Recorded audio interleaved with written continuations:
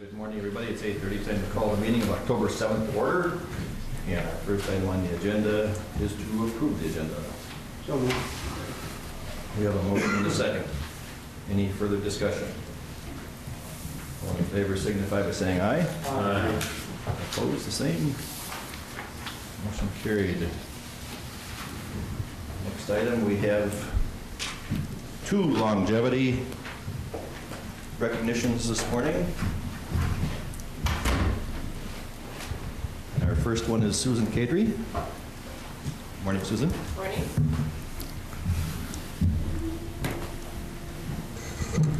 Susan, this certificate is presented in grateful recognition of 15 years of outstanding and dedicated service to Clay County and its citizens.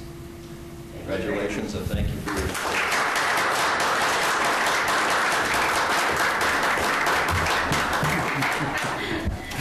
Lieutenant Chad.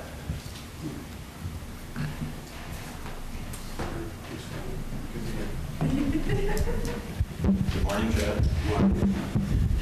This is presented in grateful recognition of 20 years of outstanding and dedicated service to Clay County and its citizens. Congratulations, Chad.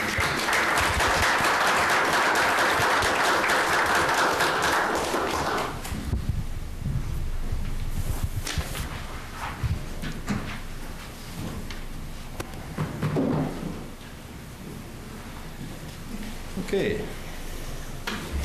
Our next item is citizens to be heard. We'll let them place.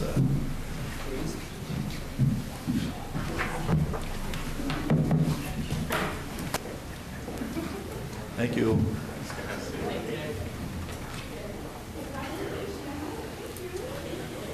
Okay, our next item is citizens to be heard. Do we have any citizens in the audience that wants to be heard? I'm assuming you're here for the 840 item? Okay, all right. Okay, any other citizens to be heard? Third and final call. Okay, we'll move on. Approval of minutes from September 16th and 23rd. So. We have a motion and a second. Any further discussion?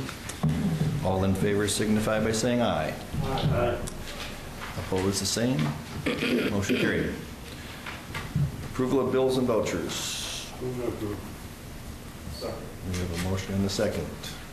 All in favor signify by saying aye. Aye. Opposed, the same. Motion carried. Our 835 item is the 2015 United Way campaign, and we have Kimberly Savageau as our campaign coordinator for Clay County. And this is, how many years have you been doing this? Like 8. 8 years. Well, good for you. Good morning, Commissioner. Well, good morning. First, I'd like to start off by saying thank you for your past and continued support of the United Way. The mission of the United Way of Cass Clay is to connect people to people, needs to resources, and experts to advocate to improve lives and advance common good throughout Cass and Clay counties. Since 2013, the United Way has taken a new approach that has allowed them to leverage their role as a community funder instead of just funding the projects and programs individually. And this will allow them to focus on community-wide goals that address needs in our community by focusing on the root cause issues. I just want to say last year, the Clay County employees had a great year of giving. We had one of our best years since I've been the coordinator. And our giving was up 14.6% last year. And so this year we have a campaign goal of $19,000. So that's everything. All right. Thank you for your time. Well, thank you.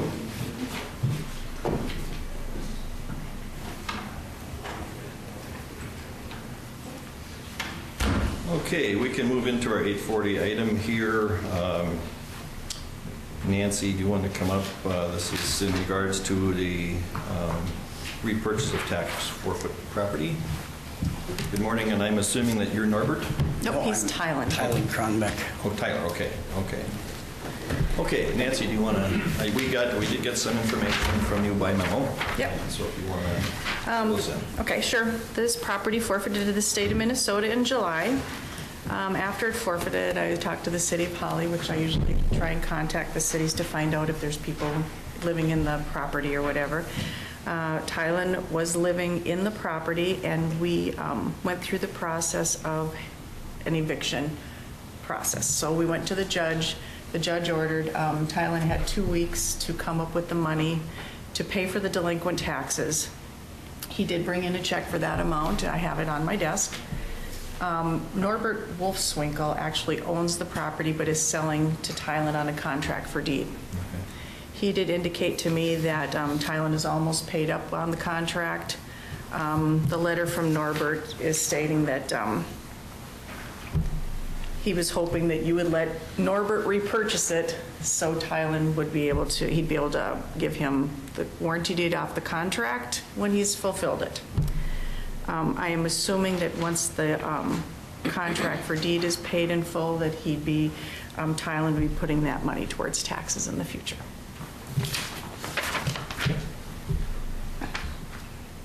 So Wolfswinkel was responsible for the taxes. His name was on the property, but there was an unrecorded contract for deed between him and Thailand. Okay. Okay. So, and you had, I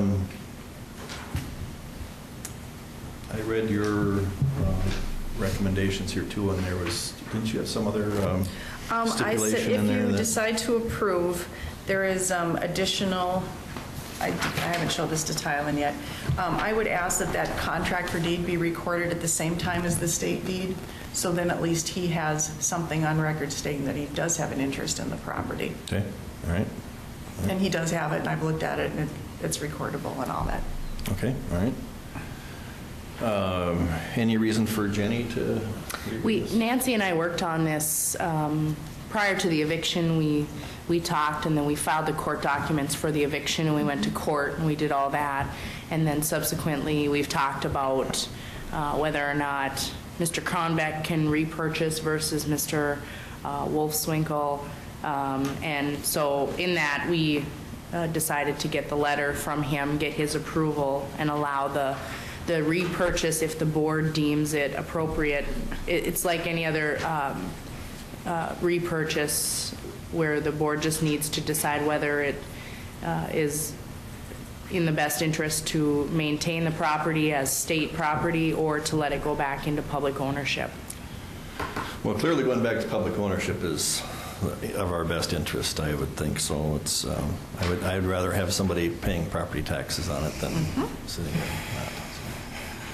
So. John. I understand that these $133 in additional fees will be required then? If we Yes. approve? Yes. Okay, I would move that we approve the repurchase of the property. Second.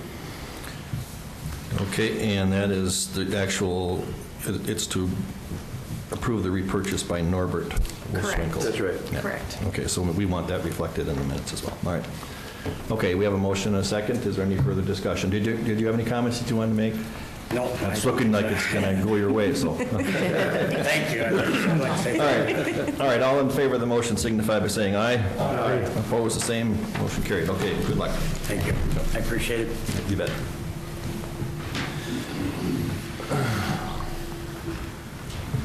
We're running a little bit early, but I think it's okay to proceed with this Veterans Conference recap. Tom, come on up. So I happened to get over to your first annual conference over there, and Commissioner Wayland was there and gave the opening, and I suggested that Tom come and give a recap of it because it was a pretty good conference. So Tom, it's all yours. Okay, Jennifer's going to put one of those little flash drives in here so everybody can kind of see a little bit what you saw. There won't be any voice, but you'll be able to see kind of the display. How this came about was actually one day in the office, Jennifer was talking to me about some changes, some real serious changes with the ultimate honors, the burial benefits for our veterans out there. And we've been getting them, in onesies and twosies coming in and having explained to them that there's really a major change going out, and some rules have changed kind of in midstream. And so she asked me, how are we going to get this out to all the veterans? Well, I equally had something that was very important that had to get out to the veterans that had to do more of the regional office side with claims. There are some major changes going on there too, some good, some not so good for the veteran. And I said, yeah, I got some things I got to get out to the veterans too. And we realized that in the past, what we've always tried to do is just get the word out through the veterans organizations, through the VFW, the American Legion, the TAB, whenever we see veterans come in, but that wasn't enough. And we decided, you know what, why don't we hold a county conference? And we can get all of the veteran organizations together and have them all use their, influences and their loop and have them get the word out. We could also put PSAs out, which we did, and we can hold a veterans conference for veterans. And what's unique about that is that every year there's veteran conferences for people like me or Jennifer. There's veteran conferences for national service officers.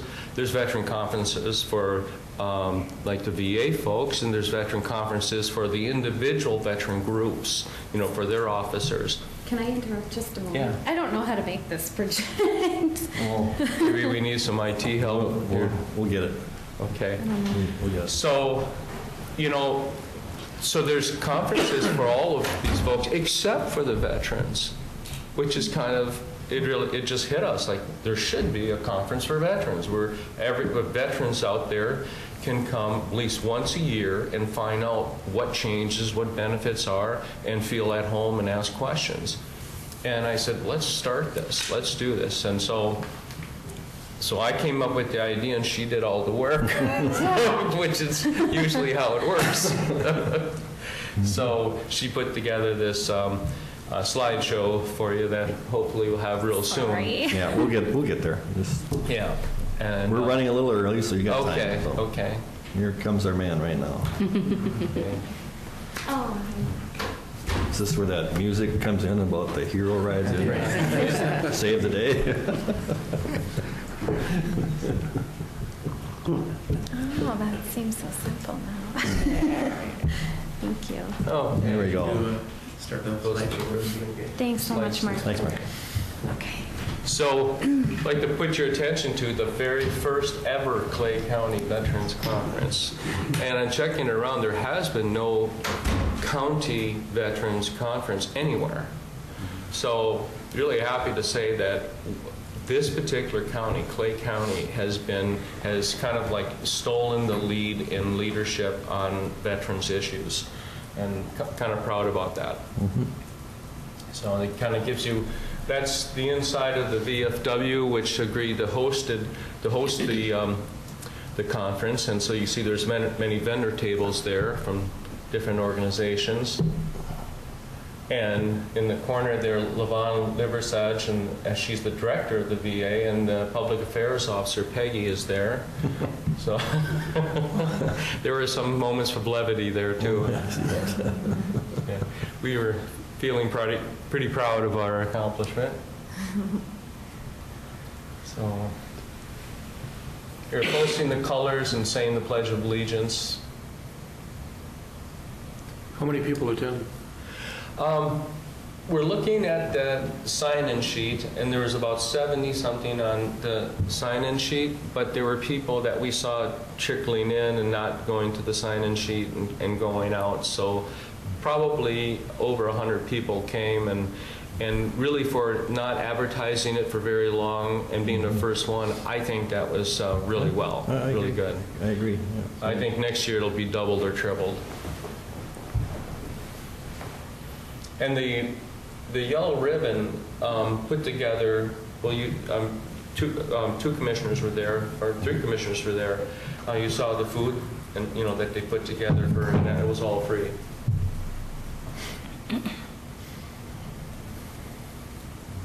So a lot of these were said, Joe Butler, Dave Morse, and Mark Solstrom, we have collaborations with, and they actually come to our office like once a week, and they see veterans for different reasons.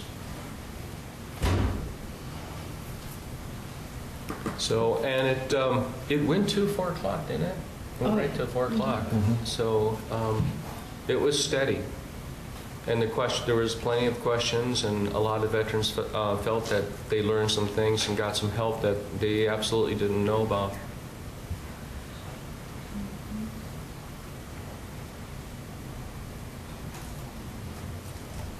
So you could see it was well represented by all the veteran organizations of Clay County. And they all talked about their particular programs and what they can offer veterans. So Jennifer's and my part was a little bit different because we were talking about the changes, you know, at the VA that's going on. Well, I happened to get over there, and I was pretty impressed with what had been done there. And I think for a first-time conference, I think you got something that you can really build on there, and it's something that, like I said, a lot of veterans probably weren't even aware of it at this period of time, but as you get more opportunities to get the word out about these conferences, and then when they know that they can go there and find information that's pertinent to them, they'll be there. And it was really good. I think this is going to be something that's going to be annual. Yeah. And I think what's going to also happen is veterans talk to veterans, and the others are going to say, why isn't our county having a veterans conference? And I think it's going to spread. So we are very pleased. I certainly want to congratulate you and Jennifer on that. It was very well done, and it was a really good idea. Thank you. Really good idea. Yeah, I was there at the beginning too, then I had to leave for an hour or so, and I came back from 1 to 4, and some good information for veterans down. The only bad thing I saw about the whole thing was there were more veterans there to see it, you know. And I'm sure we have to get the word out, I mean, but that was just, I mean, it covered a lot of things for veterans, you know. I mean, and it's not just a matter of health problems or something like that we look for veterans sometimes. It covered all kinds of things, you know, financial aid or whatever, you know. It's just Veterans boards. we just had all kinds of people speaking there and doing a good job, and I thank you for putting it on. You're welcome. Yeah, you guys did an excellent job, and I think that's what's going to happen too. Like Evan said, it's going to, you know, it was the first time, but, you know, if you continue to do it, it'll grow and just get all the better. So thanks for your hard work. So. You know, we've been talking about this Veteran Service Office for quite some time, and over the last years, Tom, you've taken this to a new level. And like I've been telling people, our Veteran Service Office here is the envy to many counties right now with what you've accomplished, and keep it going. And I think you've got an awful lot of respect from a lot of veterans out there, and thanking you for what you do. Thank you. And I could not do it without my When I say that, I'm also including Jennifer. Yes. Thank you very much. Thank you. Good to see you back in the commission. Thank you. Good to see you.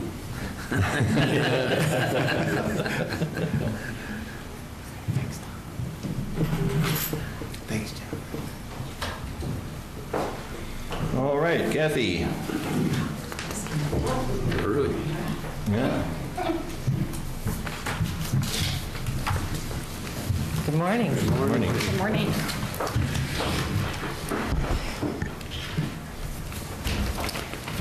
I'll You have introduce. 2 issues here. I think we'll deal with your nurse positions first. Yes, that'd be great. Right. And Cheryl Sapp, I don't know that maybe some of you know her, maybe some of you don't. Public health nurse. Okay. So she works with a lot of the disease prevention and control items. Okay, my first item is to approve replacing a public health nurse position. It's in our adult health program, and as you can see, we had a resignation. And then I had an internal applicant that filled a position, so now it creates another opening. So I'm requesting a replacement of that. The revenue is with the health plans in the Department of Human Services. So we do generate revenue in those, in this program for adult case managers. Mr. Chair? Yes. Move to approve the request on this include. Second. We have a motion to second. Did you have more to? for you? And, you know, I should let you know,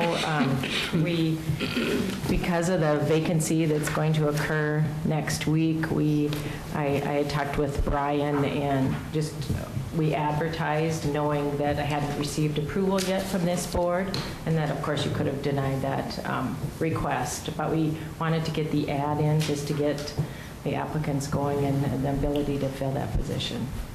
All right. Any other discussion? We have a motion and second. All in favor signify by saying aye. Aye. Opposed, the same. Motion carried. And our next item then, Kathy, is an update on influenza and other infectious diseases. And I know we've got a big one that's starting to be talked around the country. Right, we're going to be talking about Ebola, and we'll also be talking about the enterovirus Yes. E68 that's affecting children. So as soon as we get our PowerPoint up, we'll pull it up. Do you want to go first, or? I'll let me talk about them first. Okay.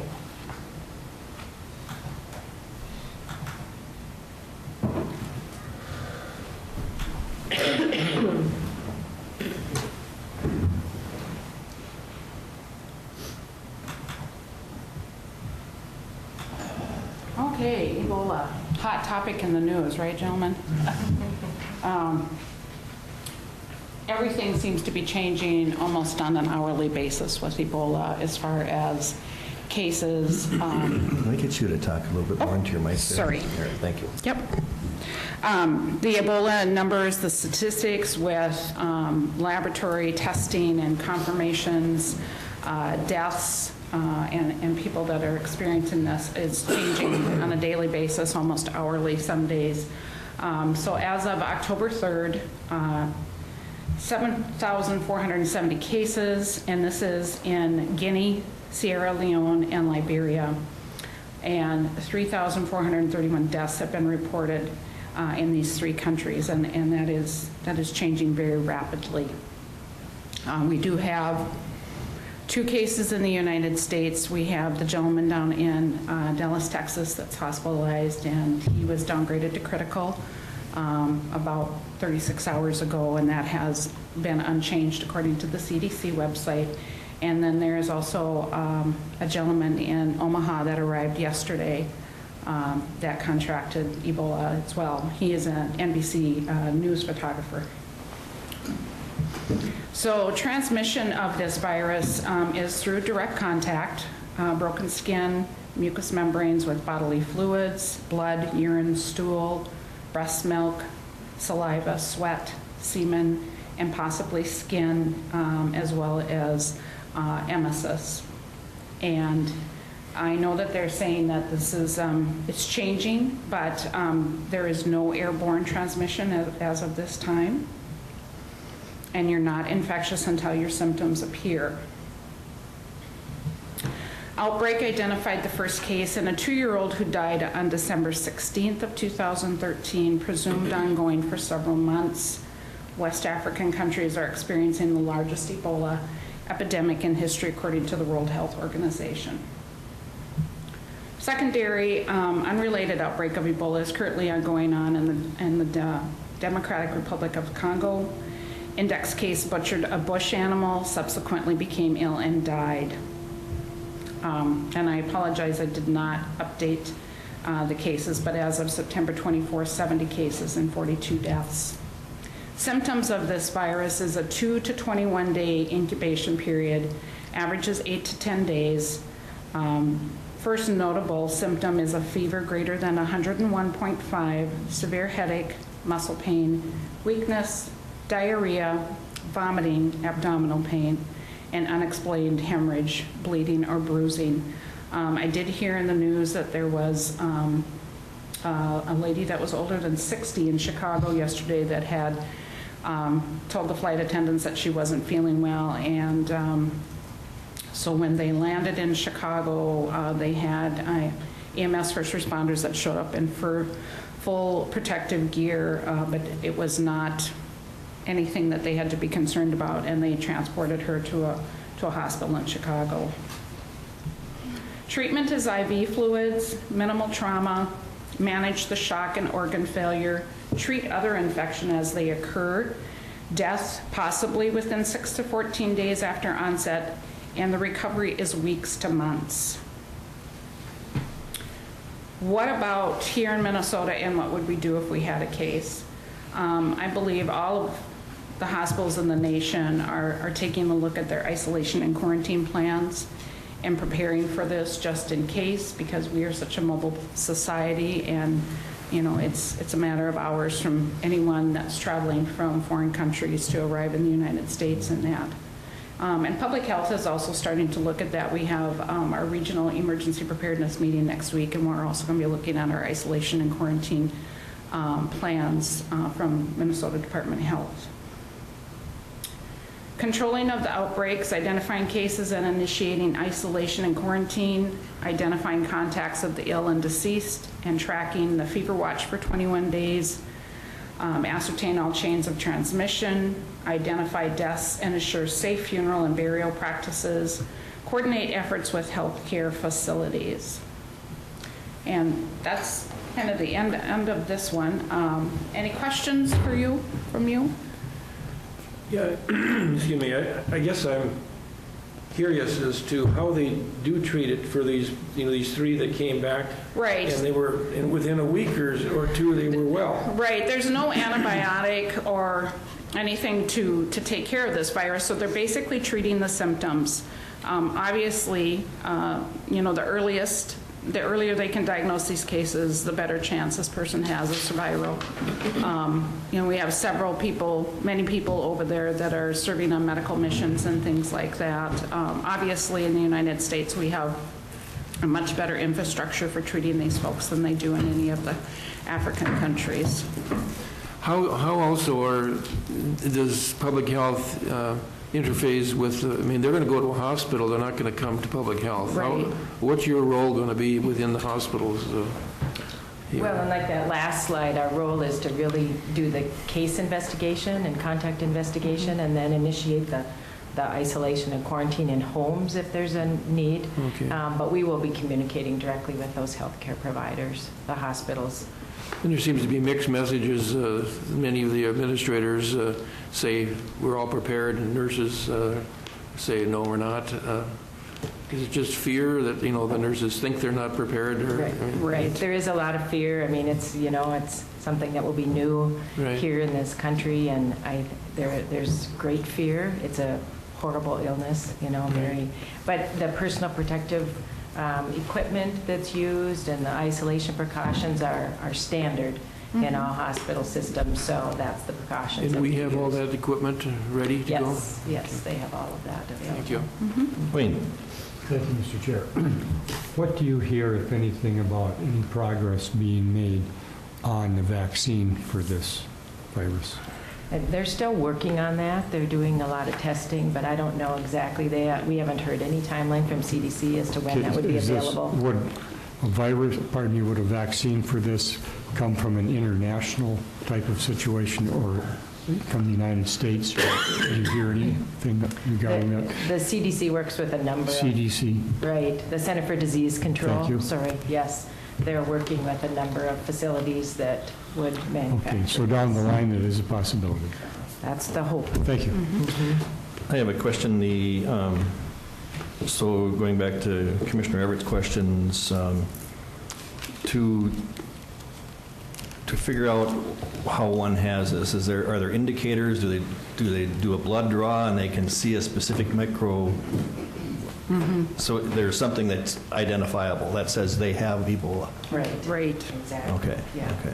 And based on the symptoms and the travel history, that's the first indicator. Okay. And then but if somebody has a fever, like you said, that's over 101.5, and they're feeling nauseous, and some of these things going on, they can go in now, and one of the first things they can do is do they do a blood draw then and look for it in the blood? They would look at your history too, and your travel history, basically. Yeah, right, Have you obviously. been to any of these countries, where you may have had exposure in that, and then go from there and do some blood you could have sat testing. next to a guy on a plane and... Correct. But there's so many illnesses too that have the similar symptoms. Right. The fever, the body aches, even influenza. So it wouldn't be your first indicator that it's Ebola. It would have to be a contact with that. But I gather the earlier they get that, then they can start treating those symptoms early, the better Right. chance they have of. That's correct, right. And they are using some experimental drugs right now on a couple of those cases. But Frank, did you have? Has there been any restriction on travel? Not as of yet. no, that's certainly been a discussion, but that has not occurred. All right, we have another We'll talk one that's about the- developing to talk about too. And the enterovirus Yeah. B100714A, and pull that slide up.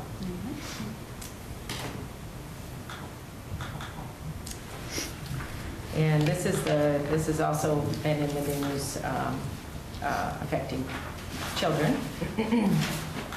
So this is another virus. This is another virus. Is this unlike MRSA? Right, it's a completely different Okay, virus. so- It's a respiratory. Okay, it is a respiratory illness, virus, right. okay. Okay. And there are, 100 different types of viruses. 10 to 15 million enterovirus infections occur in the United States. This is a common time for viruses to occur, and this one particularly is affecting infants, children, and teens, this particular strain. It's less common than other ones. There's been some clusters in the United States during the 2009 and 2013. And in Minnesota, our public health lab identified it in 2011. So it's been around. It originally was isolated in 1962 in California. And again, it primarily causes respiratory illness, so it's a respiratory disease. In August of 2014, those hospitals in Kansas City and Chicago noted the increases in children with the severe respiratory illness. Those age ranges were 6 weeks through 16 years old, and admissions continued at higher rates than expected. And then we would see other states that had other clusters of the respiratory illness. The symptoms are similar to what we would see with influenza as well. It's the fever, cough, runny nose, sore throat, wheezing, rash, difficulty breathing. And those with asthma or any underlying conditions, they typically have seen more severe symptoms. Those are the kids with the asthma or the wheezing conditions. It's found in saliva, nasal mucus, and sputum, and it is spread through coughing, sneezing, or touching surfaces, just like the influenza. So from mid-August through October 6th, you can see there's been 594 people in 43 states that have been confirmed with this virus. And that includes Minnesota. Those are one of the states. There's no vaccine or specific treatment for this virus. Washing hands with soap and water, these are typical influenza-type precautions as well. Avoiding touching your eyes, nose, and mouth. Avoiding kissing, hugging, sharing utensils, cups and glasses with people that are ill, and of course the disinfectant of any surfaces. That's oftentimes what gets overlooked, is kind of wiping down doorknobs and handles and those kinds of things where it can land. For this virus, the alcohol-based hand sanitizer is not effective, so that's kind of unique. It doesn't live long outside of the body. And again, what we say is stay home when you're ill. We're telling parents when your children are ill, they really need to stay home. And oftentimes parents are hesitant about that. If their kids are ill, they still want to send them to school, but it's really recommended, and for adults as well during the influenza season. So, it's not a new virus, but it's out there, and they're certainly watching. Now, there is some children that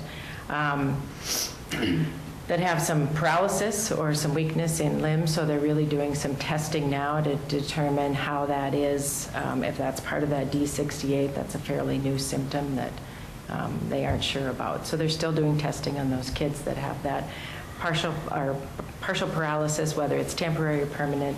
That remains to be seen. Can adults get this? It's been in children mostly. We haven't seen it in adults yet. Will a regular flu shot, like most of us get in the fall, cover this or not? No, it does not. Okay, so if one gets it, it has to run its course. Right, it has to run its course, right. Thank you. It's, treating symptoms. And in influenza, when you look at, the deaths in influenza, they're much higher, of course, than this. Influenza, because it is every year, we get a little complacent about, there's a lot of deaths. throughout the year in children, and mostly children and older adults, but we're seeing deaths in even the middle-aged group. And so the recommendation is certainly to get that influenza vaccine. This enterovirus is occurring now at the beginning of our influenza season, so we're concerned about the co-viruses. But the recommendation is for sure protect yourself with the influenza vaccine and use the same precautions that we've talked about.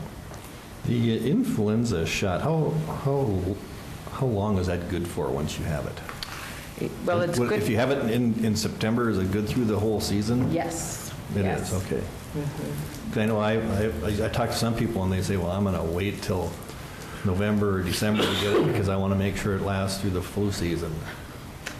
Yeah, it's manufactured so it lasts through the season, and our season typically peaks around January anyway, around in this area. But we have started the influenza vaccine as soon as we receive that. But it's okay to get it in September or October, and it lasts. Well, that's good. That's good because I already gave it. Yeah, because I got it in September. I was just wondering if I had to go back in January and get it in the other arm. We don't need to give you a booster shot. I mean, there's still, you can still pick up other viruses, so people Yes. say, well, that didn't really work because they did become ill, but there's so many other viruses circulating. But So knowing that it takes 2 weeks for you to get full efficacy from it, getting it earlier actually is beneficial for you because there's less things that are brewing in the air earlier on in September than if you wait till late October, mid-November, those types of things. And are they pretty confident that they got the right vaccine for the right form of they influenza do. that's going around this year? Yes, they do a lot of testing, and the reality is, you may still become ill, but the vaccine is for the worst-case scenario, so hopefully to prevent hospitalizations and deaths. That's what it protects against. So even if you become ill, you hopefully won't be ill enough to be hospitalized or... I understand there's different vaccines too, different level. There's a stronger one for seniors, Yes. but now that's not what you gave here, I presume. No, we did not get that this year. Okay, is it important to get that? I mean, That'd be something that you probably would want to talk with your medical provider about. because then I got mine here, and then I get home, my wife says, well, did you get the strong one? Because she was at the clinic and got the stronger She one. got the high dose Yeah. one, and that, again, that's something you'd want to talk with your medical provider for. I think for individuals that have some chronic diseases that are going on, perhaps COPD, which is chronic obstructive pulmonary disease or something like that, where they have, where they're really prone to respiratory infections and things like that. Those individuals might be a good candidate for something, but again, your doctor would be the one that would suggest that. Okay, thank you. All right. I asked Brian a couple of weeks ago to ask Kathy to have a presentation. Cheryl, thank you very much. It was excellent. It was visual, and for people watching, I think it was very, very clear to them, and appreciate what you've done. Thank you. Thank you. Yes, Thank this has you. been very informative. Thank you. You're welcome. Thanks. Okay. Guess that's it. Okay. Back to work. Well, for Cheryl. Not for me, right? Have a good day, gentlemen. Thank you, too. All right, we're a little bit ahead, but we'll go into our committee reports. I'm going to start to my right this time. John, are you ready to go? Well, I guess I can be. We got 2 weeks to go back here to, since we didn't meet last week. After the meeting on the 23rd, we had a surveyor's meeting discussing county surveyor and whether or not we need that position in the long term. The current county surveyor's contract is up this year, and in fact, he no longer will be doing that work. He's retired. So we have a number of things, opportunity to figure out what we need to do in the future, and we'll be hearing more about that. I think we're doing some checking on some of those things at this point. So then on Wednesday, the 24th, we had a meeting in Perham for tour and so on, the open house for the incinerator there in the MRF, and so we had a chance to look at that and attend the board meeting, at which we now are officially a part of as of September. And so it's a good it's a good and exciting venture, I think, for us, and something that should be very positive for our whole waste collection process. Lakes and Prairies met on the 25th, and we had our audit report there, which was timely because of the problem in the Minneapolis CAP agency. Everybody's very concerned about what negative effect that might have on CAP agencies throughout the country that are doing things right. But anyway, that was a good meeting, and Wayne maybe has more to say about that. There was, on Saturday the 27th, there was the German Culture Day at the Heritage Center. Another successful, excuse me, this is the second one that we've done, and there was about 1,300 people in attendance. It was a very successful day, and people were very excited about the food. In fact, came there to work at 4 o'clock, and most all the food was gone already. They were gone by about 2 o'clock, and the event went till 7, so they next year obviously have to plan for more people. Let me see. Then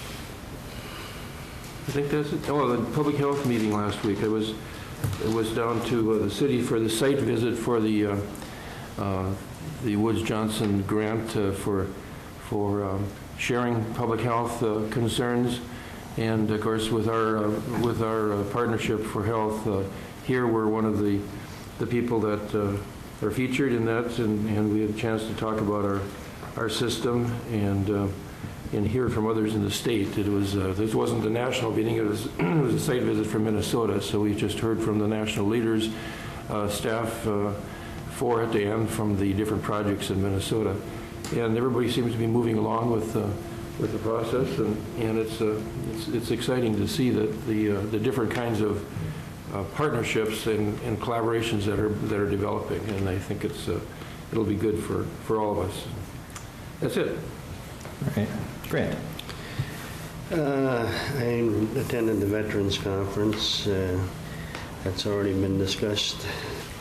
And the only other thing I had was Jenny and I interviewed a person for the law librarian position that's open, and I don't know, did he take the job? Yes, he did. Yeah, okay.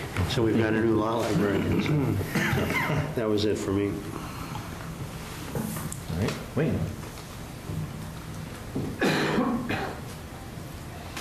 Could you go to Frank? Okay. All right. I'll go Frank.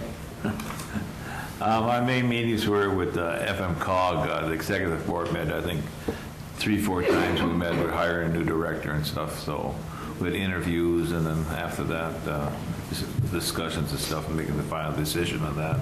Then around 3 meetings there, and then also with family health care, we had a strategic planning. We spent the whole afternoon on strategic planning for the next year. So it was a good session there. Other than that was the German Culture Day and the Veterans Conference, and that was my meetings. All right. Wayne. On Tuesday, September 23rd, Clay County Collaborative Governance Board meeting. We had general business. We went over and discussed the 2014 Department of Human Services report. We went over and discussed the annual report to the state. This report was from July 13th to June 30th, 2014. Then there was a local community timeshare report, the coordinator's report, and then a very long discussion regarding the restructuring of the collaborative. And I'll have more on that as time goes by. Thursday, September 25th, Lakes and Prairies Board meeting. John covered that very well. Thursday, October 2nd, Local Advisory Council for Children's Mental Health. General business, presentation by Rhonda Porter of the Social Services budget for 2014-15. She did an excellent job. Discussion of the Advisory Council's 25th anniversary coming up in 2015.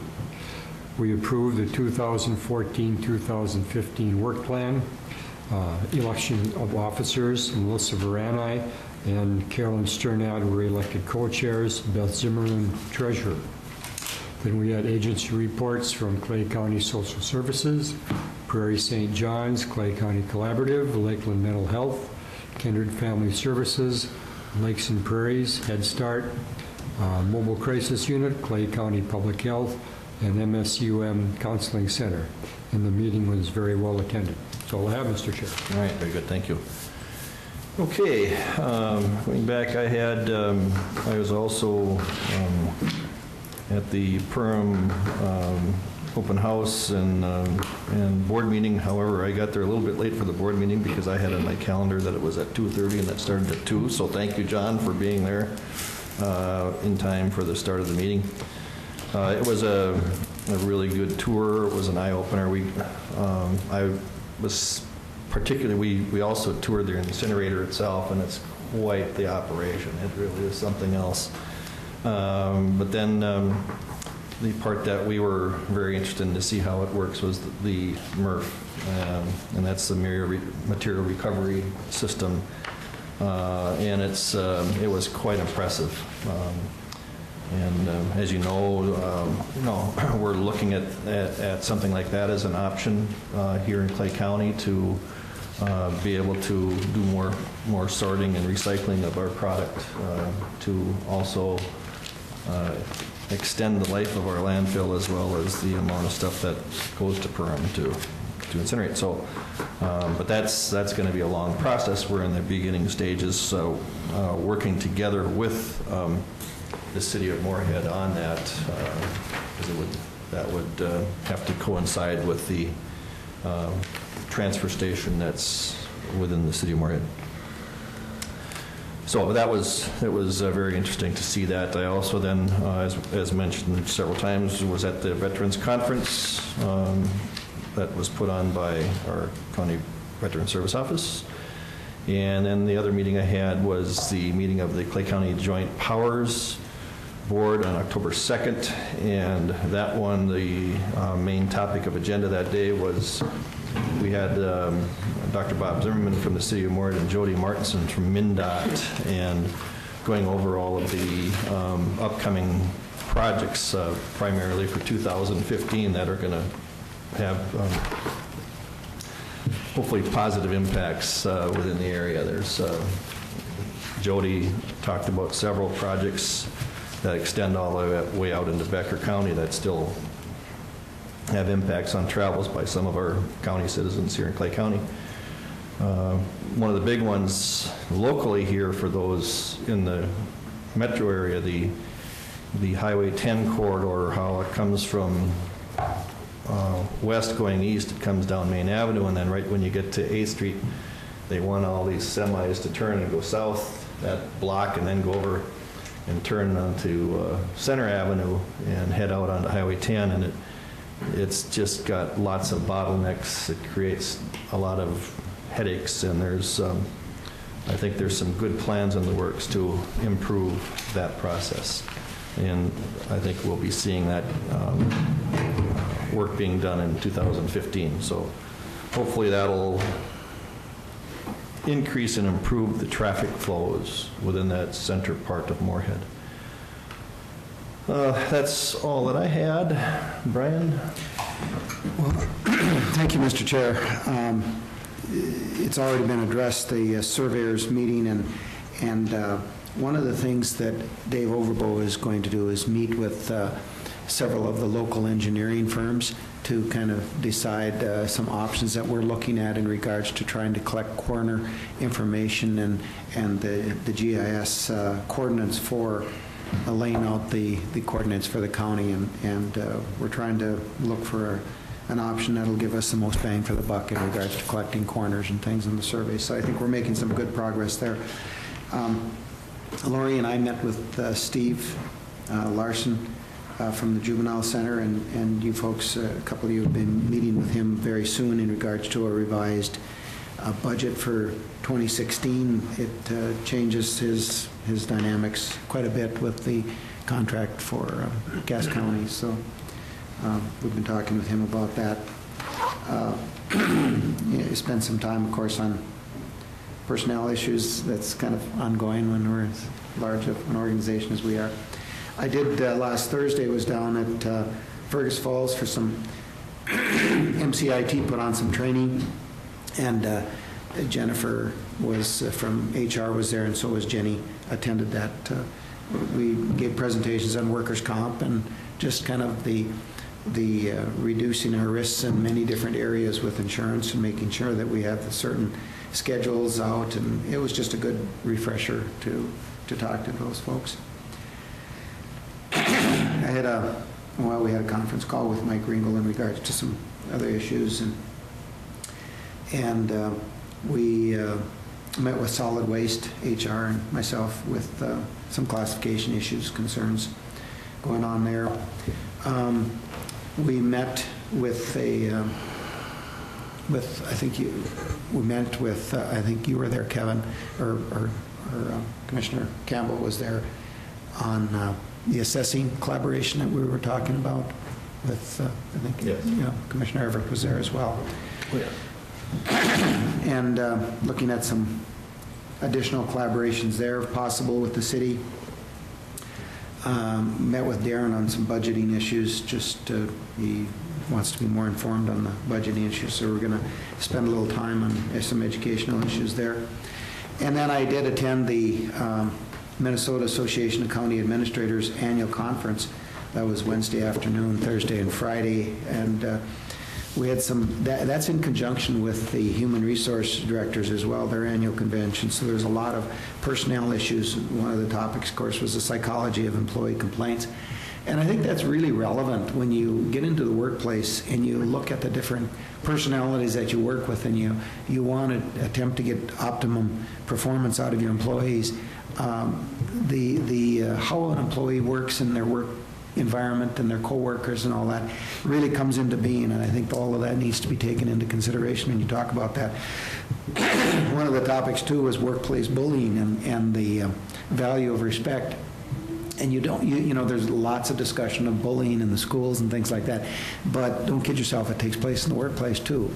Some bully their way through their work profession, and you have to be kind of aware of what is going on and how employees react to that. And that was really good too. So, and then we had a very good meeting on the MACA board, and what is MACA's role? What is the administrator's role in regards to county government, and how can we have a system in place where if a county is needing some assistance, that there are some resources to go to? I know the commissioners look at AMC to go to, but when it comes from the management side of it, do we have resources? Do we have a system in place to reach out and assist these other counties? And we had some really good discussions, and we're going to work towards some professionalization of that if some work is needed in a certain county or something, that we can reach out and help another county.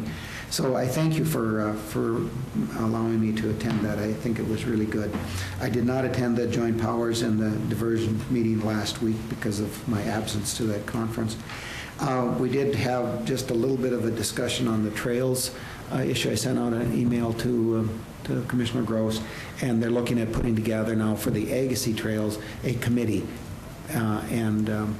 So that'll be brought to you probably the next week on that, if that would be all right, Commissioner Gross. We'll put it on the agenda for the commissioners to address that next week.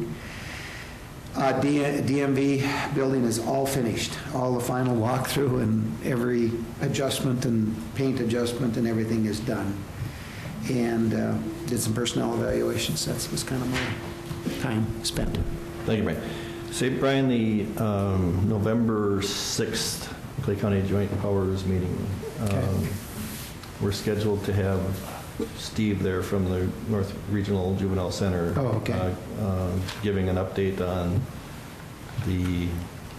all the new happenings there. Collaboration, So it might be good for you to just touch base with him and on that beforehand and see what he's planning there. Sure. All right. One announcement. I know that there's a watershed tour this week on Thursday And I'm going to be down in the cities for a futures meeting, so I won't be able to be at that. I was hoping somebody from the commission can And I've got a be conflict at as it. well. All right, I'm this- signed up for that. Did you? Good, okay. Good, good. Yeah, it starts at 1:30 on Thursday and goes through supper, so, good, I'm glad you can be there, Frank. Yeah, I had a conflict as well. I had to put no down. We're going to discuss November 11th, or is that? Oh, yes, we need, because November 11th is a holiday, so we need to talk about changing that date. Yeah, thank you, Frank. So what's the board's wishes? Do you want to do it on Wednesday? Or tomorrow, Monday. Monday or Wednesday, I guess. So I prefer Wednesday. Wednesday doesn't matter to me. Okay. Wednesday would be better. I think Vicky's I'm nodding. going to change the meeting to the 12th of November. Okay, all right, we have a motion and a second to change to the 12th. All in favor signify by saying aye. Aye. Opposed, same sign. There you go, Vicky. Anything else that, Vicky, from you that we need to? have some items to hand out to you. All right. All right, very good. We will be adjourned.